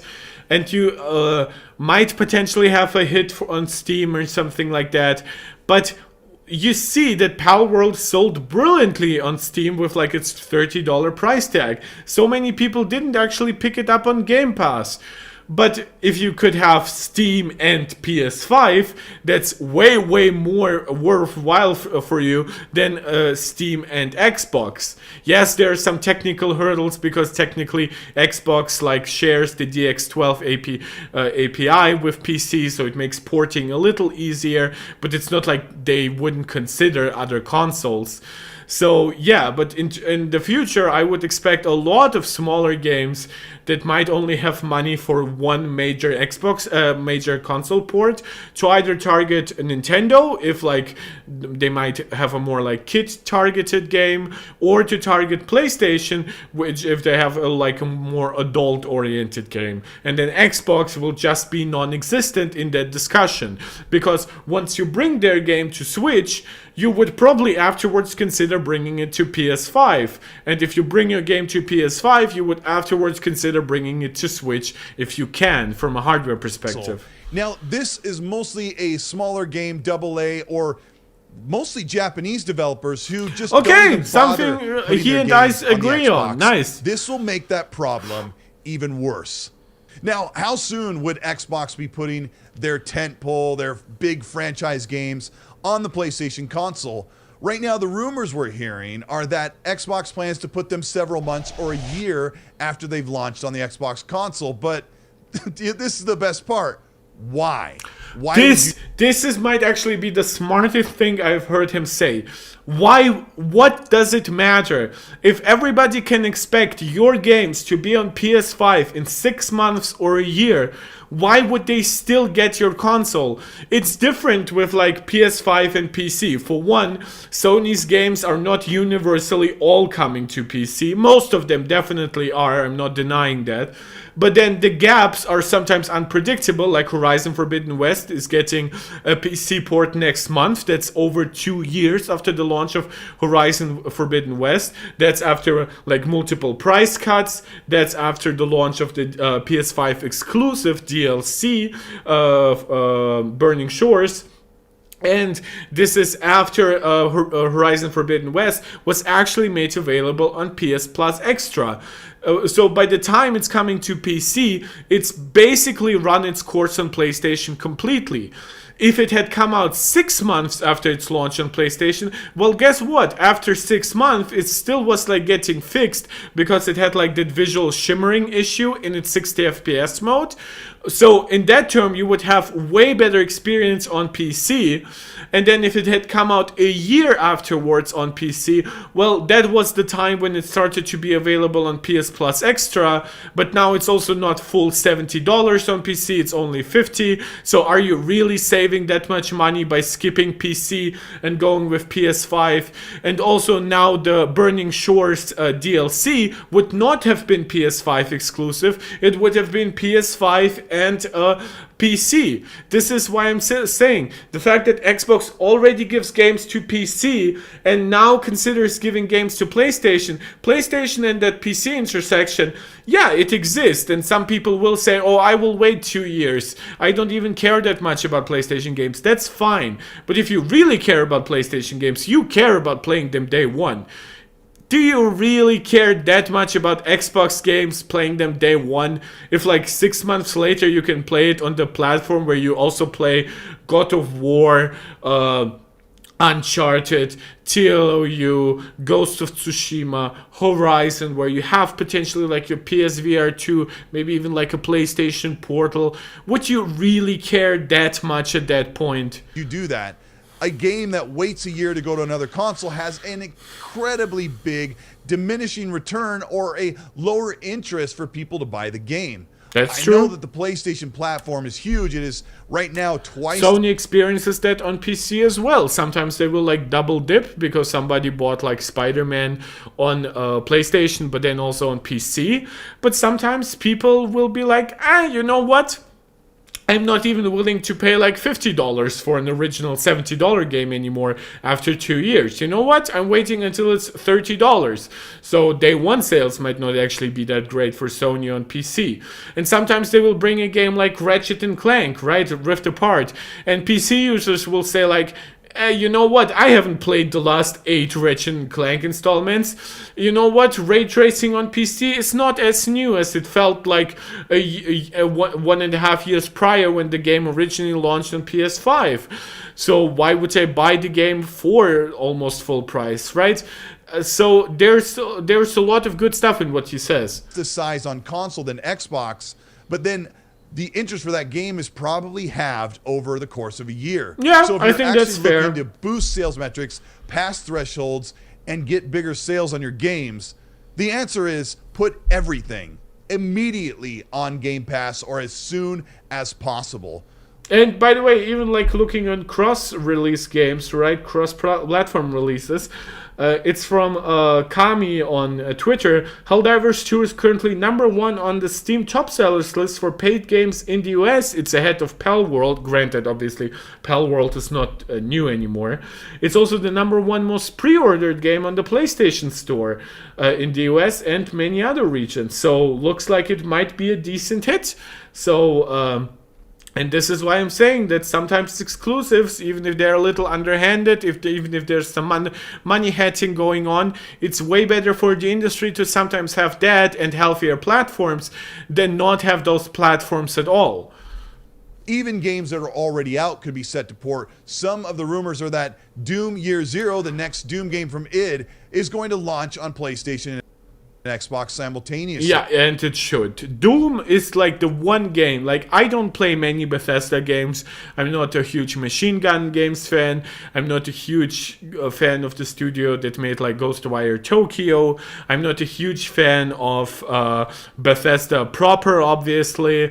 I don't play stuff like Skyrim or Elder Scrolls in general or Fallout. But Doom was like, Doom, especially the first one. Like, I like Doom Eternal, but there was something so fresh and new about that Doom reboot, which if they make like a really fantastic Doom Year Zero, that was the one game that I was like, even if it's not officially announced, it might be like still like 2 years away or 3 years. Like, Doom Year Zero was really the game I was looking forward to, or next Doom game, whatever it was going to be. And it seems like I will not be losing out on it, even if I don't buy a PC. Granted, I could play some PC games on my Mac through Parallels or through crossover, but I prefer to play on my PlayStation. So yeah, that is actually really good news. They even announced the game Blade from Arcane Leon. The Marvel Blade game was supposed to be only exclusive. Oh yeah, not even close. Blade is coming to PS5 100%.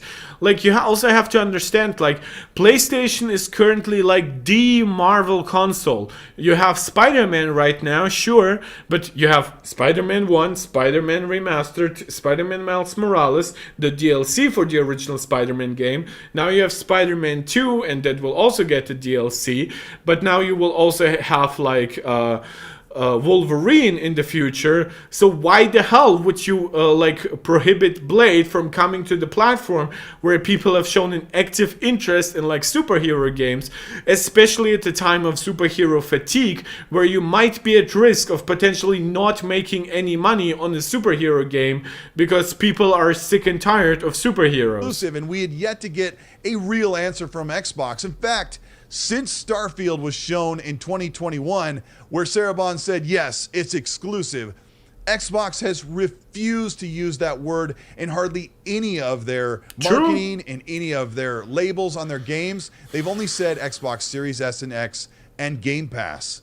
Now, the future is very different. As we look further in, there will be a PS6. There'll be a new Xbox console, which I wouldn't bet on it, to be quite honest. If you have to understand, it like according to Moore's Law, that who's a pretty decent leaker, he's saying that Microsoft has not yet fully signed like deals with AMD, and yes, they are less like loyal than PlayStation, so they might be shopping around for other parts potentially, but in the end it's pretty likely that they will end up with AMD for their next system. It will save them work on like compatibility with older games. My question though is like, if in the next year, right, when their first major titles really start rolling out to PlayStation, right, I assume like before the end of this year we'll have Starfield on PlayStation. I assume if Indiana Jones actually manages their December launch on Xbox, then will you be playing Indiana Jones? Will you be playing it in December, or will you be playing it in June then? Because that was the point I was trying to make. If then in June 2025, Indiana Jones is already on PS5, and by that point you have all those other games, right? Would you, like, even if Hellblade potentially gets like ported, what do you think happens with Xbox sales at that point, right? Would you really want to design, engineer, and market a new system that you know is pretty much doomed? I mean, I would like them to do it in the hope that it would still help like keep the PS6 in terms of performance and price in check, right? It couldn't be too underpowered, it couldn't be too expensive. But my question is like, why would Microsoft do it, right? I know why I would in theory want it, but why would a multinational conglomerate that is like one of the 3 most profitable companies in the world consider doing so. That just doesn't add up. Cover in my next video. But after that, it's all free form. It's anyone's game at that point, where the platforms might actually be more akin to a CD player, where the consoles will just not. And this is cope, because there's nothing that points toward the direction. Like a CD is an open standard that is, for one, much simpler than any game. Third, it has no like exclusive like hardware in terms of processing, SSD, whatever. So no, nothing can turn a PlayStation 5 or PlayStation 6 into like a CD player, like in terms of, oh, it just works with all games. No, it will still take effort to port games. It will take effort to optimize those games for a new platform. Let's say PlayStation launches a handheld. That is a huge amount of extra work for developers, but hopefully it will pay off if the handheld sells well. Nintendo will potentially make a giant leap with the Switch 2, with like an MP architecture GPU, a much more modern ARM CPU. We don't even know if maybe the Switch 2 will be great in terms of performance, but then will suck in terms of memory bandwidth and stuff like that. We don't know all of that, and developers will have to put effort into all of this. And his pitch that everything will be sort of like a CD player and everything will play everything, yeah, that is cope, because his hope is that, like, oh, you know, if the Xbox Series gives up its games for PS5, maybe they will do the same, or maybe people will just stream everything. No, that won't happen. People will just buy more PlayStations and more Nintendos if Xbox goes away. And people will also buy more PCs. That viable or that desired. Because in the end, Xbox... No, and this is also copium, because again, Nintendo is close to an all-time like best-selling console. PlayStation has now met and is exceeding the sales of the PS4 when aligned for time launches, right? Which is incredibly successful, given that the PS5 is more expensive than the PS4, that games on the PS5 are more expensive than the PS4, that subscription services on the PS5 are more expensive than the PS4. So the actual revenue coming in is significantly higher, especially since they also have all the PS4 install base to still fall back on for all that stuff. But this idea that he's trying to compare this, right, that is bullshit, because it does not actually say anything about for one, this is a very, very weird like pie chart where like major players are somehow missing. Okay, like Nintendo, where's Nintendo? Yeah, that is not Nintendo. That is all Embracer Group. That is T2. Which, by the way, look at how small T2 is in comparison to everything else. Ubisoft just calls everything their own Ubisoft. And I assume this is then Microsoft, right? Yeah, if it's ZeniMax and ABK there. Yeah, this pie chart is not an excuse to say that consoles will become less desirable. Really doesn't want to compete with PlayStation. They want to completely circumvent them and compete with Tencent. No, they want to be a third-party publisher, but guess who is also a publisher? It's Sony, and now they would compete with Tencent by also selling their games on PlayStation and paying them a 30. Maybe Sony will lower it for them. Maybe they will make some kind of exclusivity deal, 20% commission on every game sold. Being a platform holder who's also a third-party publisher is way better than just being a third-party publisher, potentially. But for that, your platform still has to be profitable and actually sustainable and healthy. One of the rumors is that Xbox exclusives would not even launch on Xbox Game Pass day and date, unless you were paying for the Ultimate tier, which is $5 to $6 more per month. Game Pass was already going to do. The problem is, in the court documents that came out at the end of 2023, Xbox admitted they were making some $3 billion per year in profit for the Xbox Game Pass service. so they could actually move the games that are exclusive from Activision Blizzard, Bethesda, ZeniMax, and Xbox Game Studios to the Ultimate tier, or maybe not even release them on Game Pass at all. It looks like they're completely shooting themselves in the foot with this plan. And to make the Xbox logo and that brand just be like Marvel or be like Disney or EA or Ubisoft does a massive disservice to, let's be honest, maybe 10% of their fans. Okay, so okay. But it's those hardcore fans that drive all of the zeitgeist of what the Xbox platform is all about. No, that is delusional. Like, don't get me wrong. There's a cascade effect that starts with like extreme fanboys and fans, right? You can actually see that right now with Vision Pro, where people like Greg's Gadgets will run around with it and walk with it to restaurants and stuff like that, and people will actually look and say like, oh, it seems to be more sociable than I thought it would be. Oh, it seems to be more capable than I thought it would be, right? That's one thing. But when you actually look at the lower install base, right, people who most likely have not yet bought any kind of headset, well, they are now looking at this and maybe they will start considering it. So he's right that fanboys do create a lot of like zeitgeist, or since I can actually speak German, zeitgeist, impact on the overall community. However, that is not the case once you have actually established a large enough brand. Right?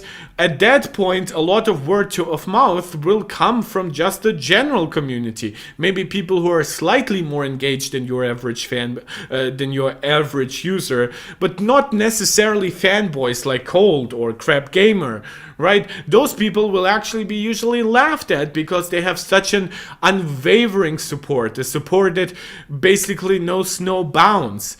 There's a very difficult balance to achieve here, which I think is the number one company that actually manages that balance really, really well is Apple. Apple has like their absolute haters, their absolute like sheep, but they have such a large mainstream base that will still do like, oh, screenshot, new feature in iOS, right? It looks cool and stuff. And look, my iPhone captures this in this photo now because it's the camera has been improved. That is not fanboy behavior to talk about that. And Microsoft has relied so much on guys like Colt Eastwood that they now are delusional in believing that that is somehow natural. In fact, that is the most unhealthy kind of relationship you can have, both as a company, because once you burn the bridge there, you have nothing left, which is apparently what's happening now. And as a consumer, you burn yourself by prohibiting yourself from experiencing other stuff. And as a content creator, you burn yourself by basically swearing undying loyalty to a brand that cares nothing about you, that could uproot its business model, that will put everything you ever said into question by changing its business model. And now you either have to criticize them because you were defending the previous business model, or you have to pretend like you changed your mind as well. And I believe that next week, those guys who have not yet exited the Xbox ass-licking industry, those will be telling us, oh, you know what, I've actually come to the conclusion, games for everyone, games for everywhere is the best solution. I will, you know what, I will still buy an Xbox because having an Xbox, I like the controller and stuff. You know what, I will have a 4080 PC because I don't want to play with my 4080 PC on my TV, so I'll just play it on my desk and my monitor. And then I will have a PS5, but I will not be buying Xbox games because I will be getting my Xbox games still with Game Pass, but I will not be buying, not be getting COD over Game Pass because apparently it's not in Game Pass, even though Microsoft has promised us basically that COD would be coming to Game Pass. So the cognitive dissonance here would be so incredible, it would be so cringe, and I cannot wait for it. So if you've been here this long, you have to know for the past 5 or 6 years, I built a YouTube channel about talking about these things, about how Xbox was an underdog console and how they were eventually going to make their way up and provide such a great service for people to be excited about and continue to build a games library, achievements, and their friend circle on Xbox Live. And a lot of that has changed over the years. and most of it in ways I never really wanted in the first place. Okay, that's fair that I know he that acknowledges people do that watch. at least. There are people within Xbox who listen to what we have to say. They might listen to some things that I have to say. This isn't what we wanted. But the problem is, I think the people at Xbox, they don't want this either. But it's a massive push from a huge conglomerate within Microsoft themselves and those studios that they brought in and are funding. And that is probably something we're never going to win. This is Colt Eastwood. Wow, that was pretty sad, but pretty direct. There wasn't as much lying there. There was some copium, which I guess is pretty typical for Colt, but yeah, it's. I guess there's a lot of like just acknowledging, right? Like you have like guys like Kid Smooth even who are like, I haven't even thought about most of those guys for like years literally at this point, but Crap Gamer was like the one guy that I like looked up at occasionally. Xbox game. Oh my god, do you remember guys that cringe? Xbox.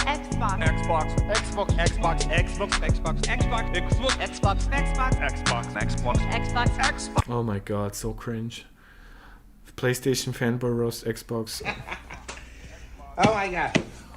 We gotta talk about it, Smooth. We gotta talk about it. We gotta talk about it. I don't know how you and your Xbox brethren is handling this, but looks like I was right all along. Yeah, okay, yeah, it's true.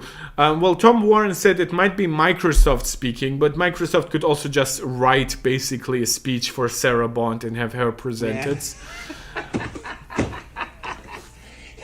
Sorry.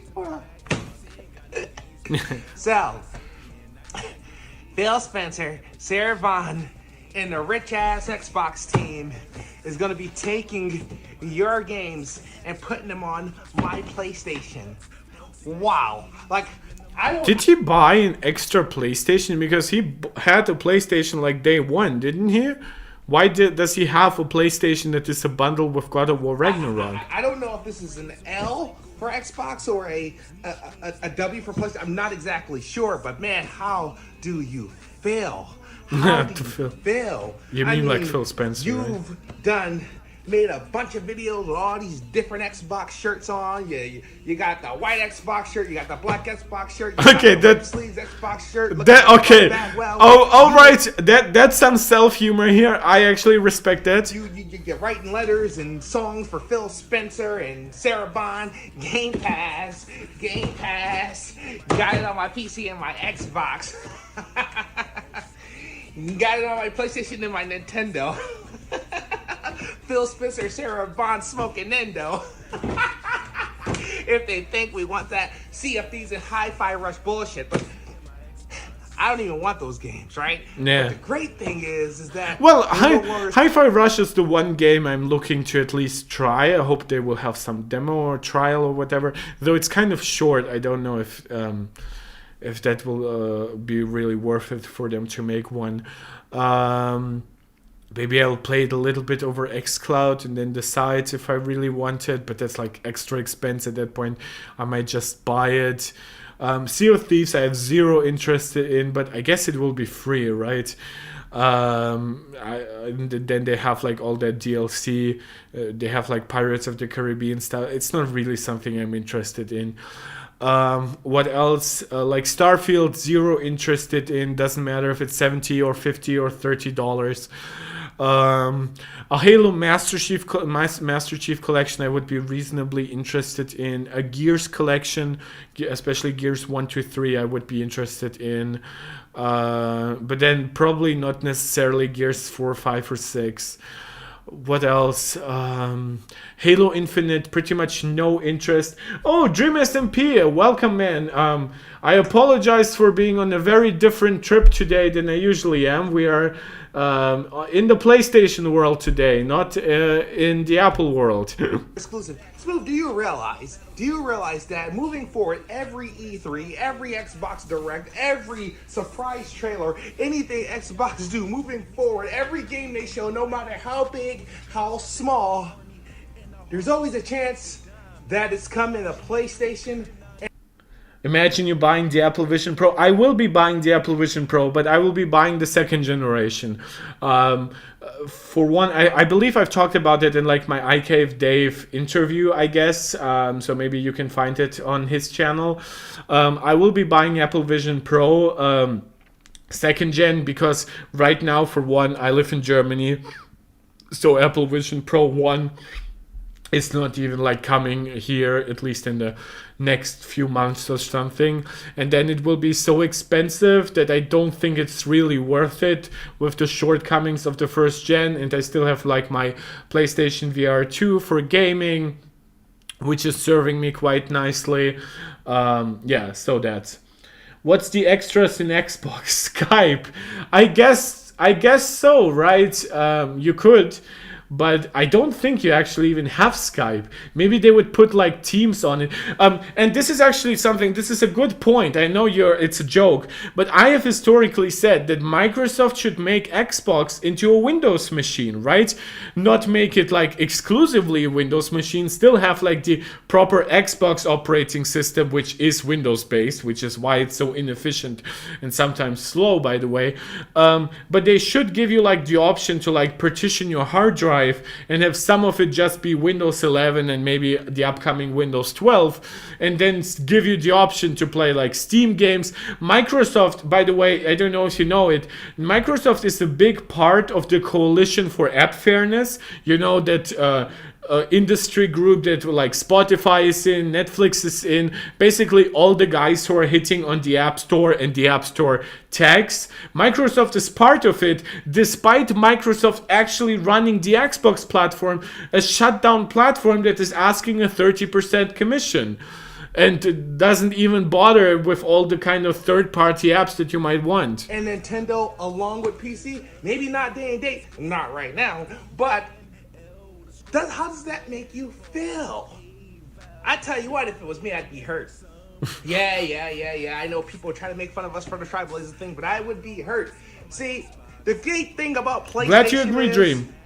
no matter how much the game flops, no matter if it's even a third-party game, ain't no way in hell that a game they claim is launching on the Xbox. I mean, hell, there's some rinky-dink third-party games rotting on a PlayStation 3, PlayStation 4 will never see the light of day on Xbox. See, that's one thing my platform doesn't do. They don't betray their fan base. No, this is the wrong interpretation. It's not about PlayStation betraying their fan base or not. PlayStation could port all their old ass games to Xbox for all I care. That the reason why they don't do it is because they don't betray themselves.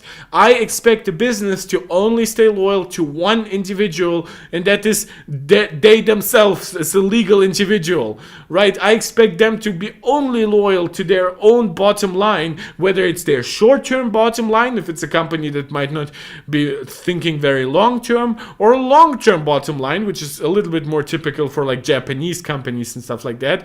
Like Nintendo did not panic with the Wii U and give up entirely on home consoles. They put themselves up by their bootstraps. They cut off salary to their executives, so they didn't have to let go too many people, and they created the Switch, which is now a phenomenal success. I don't care what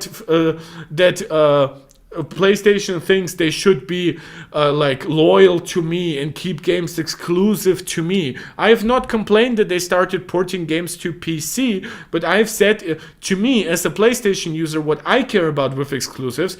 I care about games that are very properly optimized for a system, right? This is why I'm a big advocate for timed exclusivity, so a game gets really well optimized for a platform, and then developers take like another 6 to 12 months to port it somewhere else. We are seeing that with like the Final Fantasy games, for example. The other thing I care about is like proper marketing and distribution, basically to the point that I also have like a community to engage with. So this is what happens when Sony then advertises something else. For example, like Foam Stars and Helldivers are now very much helped, so that they aren't just any kind of launch on all systems, they're PlayStation launch, right? And similar with Stellar Blade. Stellar Blade might be seen as just like some kind of fan servicey game, and it might not even have like the budget, which is my third point, if it weren't for PlayStation's help.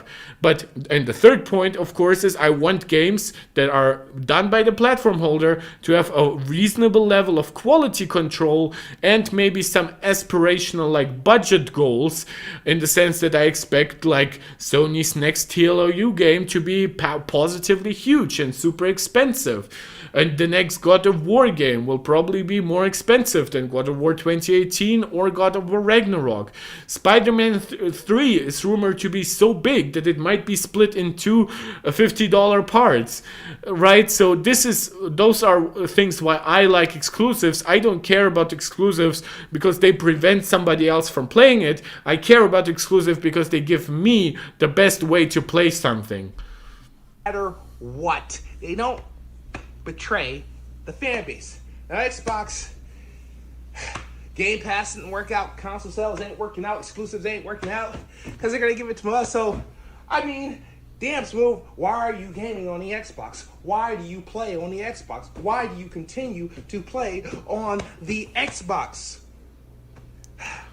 Well, if I were you, I'd probably, jump ship. You don't gotta go to PlayStation. You don't gotta go to Nintendo. You can go to EA, Ubisoft. They all make multiplayer games anyway, right? Right? Well, it's not really funny, right? It's pretty correct, but it's I know not... you're a little upset right now, but talk to me when you're up to it. Bye. Xbox. Got Game Pass on my Xbox. Got Game Pass on my PC, right? That's what it was. Xbox Developer Direct, Xbox Fanboy Rose. Wait, he does not actually have more coverage on this issue? Wow, that's really underwhelming. I guess it's almost as underwhelming as me not having proper coverage of the Apple Vision Pro beyond doing like an interview with iCave Dave. But I will rectify that until the end of the week. I will have more coverage on Apple Vision Pro. So, guys, I got a little distracted there. Thank you then in the end to Dream SMP for joining. I apologize for streaming at quite unforeseeable times. Maybe in the future we'll find some time frame where it's most beneficial both to me and my viewers. I'm still trying to figure that out with some of my community now growing in markets like Britain and the United States, and a lot of my historic audience coming from countries like India. I'm still trying to find my voice and my time there, I guess. But I'm really, really grateful for all your support. As always, if you enjoyed this is quite unique for my channel, but please check out my Apple focused content as well. And if you like it, please like, subscribe, share, and comment. If you want to support this channel directly, please leave a super chat or a super sticker, and afterwards maybe a super thanks. Or if you want to support me directly long term, you can subscribe to me over Patreon. The link for that is where basically all the links are for this channel. YouTube has recently moved some stuff around, but I believe it's still quite easy to find. So this was my coverage of basically the Xbox going third party situation. I'll be covering more next week, as we will be getting official confirmation on that from Phil Spencer or from other guys at Xbox or from the leadership of Microsoft. I've also covered some Xbox fanboys here because I had some fun doing that. Please follow me on Twitter for more of that kind of stuff. And beyond all that, I'm just so insanely grateful. As I said before, I'll hope to rectify my lack of proper Apple Vision Pro coverage in the next couple of days. I'll let you know on Twitter and on this channel. So I hope we'll keep the community growing, and I hope to see you guys next time.